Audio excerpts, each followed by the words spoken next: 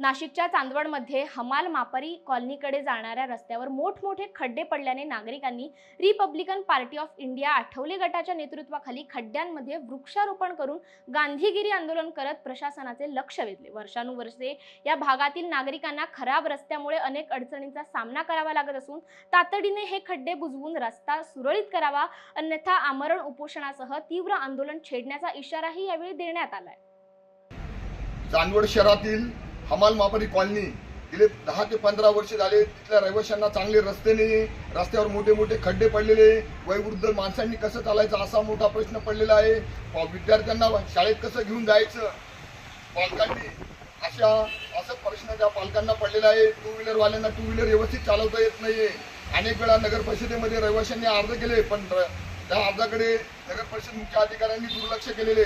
तात्काळ शासनाने तिथे जे पण चांगले रस्ते असेल नवीन तात्काळ बांधून देण्यात यावे। तसे जर नाही झाले तर आम्ही रिपब्लिकन पक्षाच्या वतीने एक तीव्र स्वरूपाचे आंदोलन छेडल्याशिवाय राहणार नाही, याची दक्षता शासनाने घेण्यात यावी।